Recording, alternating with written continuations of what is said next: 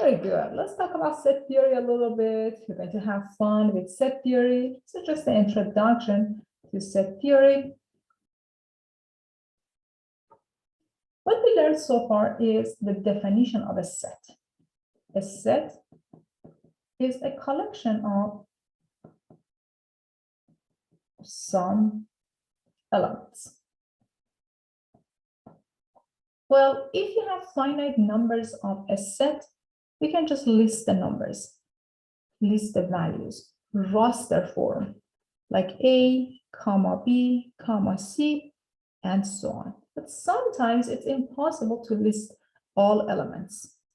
So other than the roster form, we introduce the set notation, set definition, if it's difficult to list all elements of a set, we use the set definition for that collection. For example, even numbers, it's the set of all x values such that x is equal to 2k for some integers like k and z. It gives us all the elements with the given definition. We also defined the power set of a set. Power set of a set, for example, P of S is the set of all subsets of set S. And remember that we talked about the cardinality of a set, and that helped us to come up with all subsets of the set. If the cardinality of set S is equal to n, then we have 2 to power n subsets, or the cardinality of the power set of S is equal to 2 to power n. We also talked about the subset of a set.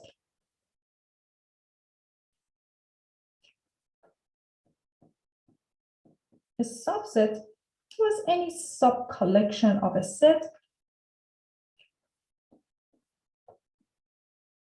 for any set S. Any subset is a sub-collection of that set. We officially say set B is a subset of set A.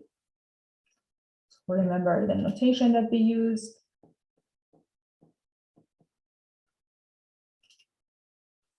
If and only if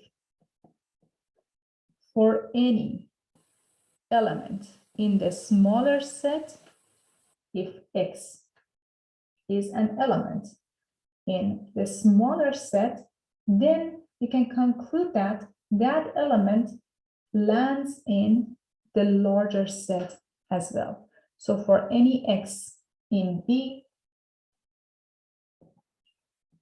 we can conclude that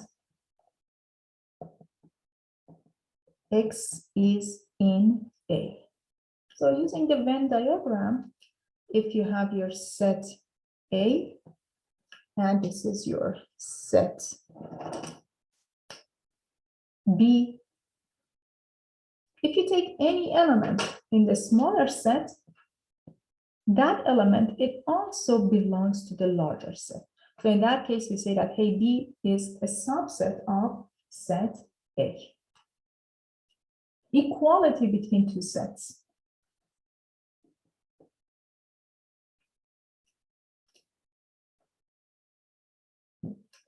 We say that two sets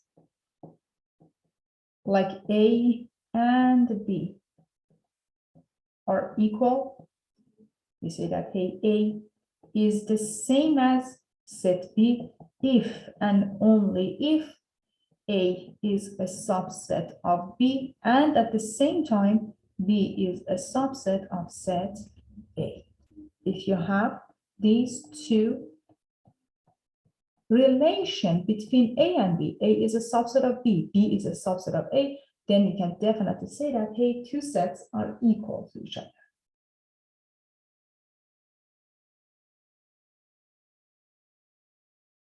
Okay, let's go over a couple of examples.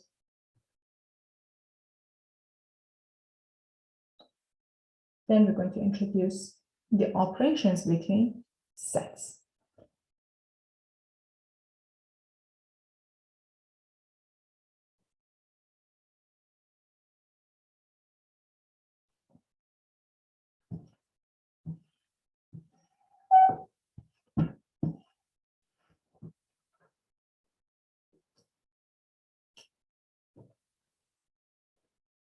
Let's take a look at the following example. Recall that we introduced n to be the set of natural numbers, so starting at 1, then 2, 3, and the rest of the terms. So this is our natural numbers. Then we talked about the whole number set. It doesn't have 0, so we add 0 to it, 0, 1, 2, 3, 4, and so on, and we call it the whole number system. As you can see, we don't have any signed numbers, so we introduce the integers, z or I. Different books, they have different notation. -2, -1, 0, 1, 2, and the rest of the positive counting numbers. We don't have fractions, so we introduce the rationals. So this is integers. Now the rationals, which is defined as the set of all fractions, like a divided by b, such that a and b are integers and b is not 0. The denominator is never 0. This is rationals. And since we don't have, for example, pi, Napier number, square root of 2, and things like that, we define irrational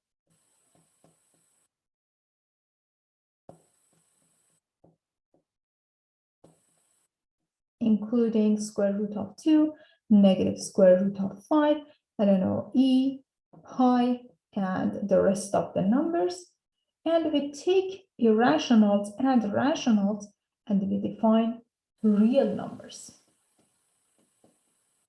Real numbers is the union of rationals and irrationals, and we call it real numbers, real line, that you used in algebra, in pre-calculus, x-axis, y-axis. And as you remember, we defined complex number system,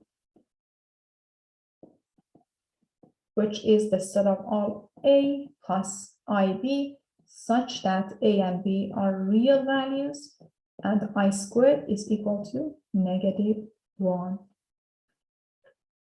Very good. So what's the relation between these? Which ones are equal to each other and which ones are subset of each other? So n as the natural numbers is going to be the smallest set in this collection. N is going to be included in a larger set, which is whole numbers. So we have the whole numbers sitting here. Whole numbers has a 0 and natural numbers doesn't have any 0. So whole numbers include natural numbers. So far we have this relation.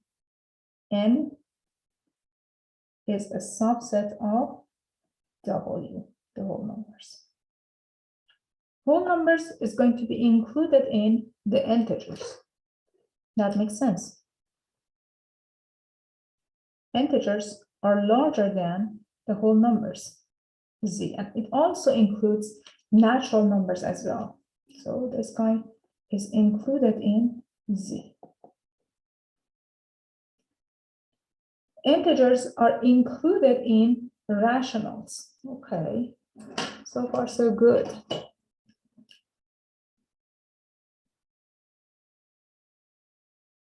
Q. Very good. Excellent. So far we have this relation.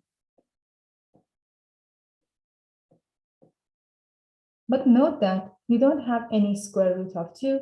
We don't have negative square root of 5, e, pi, and so on. So we're going to take a new set, Q,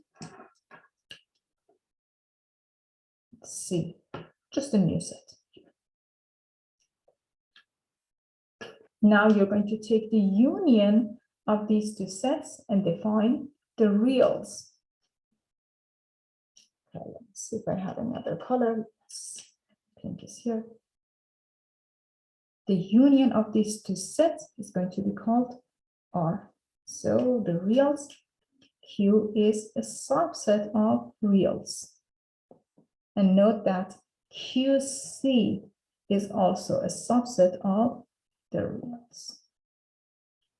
Very good. Now all of these are included in a larger set that we call the complex numbers.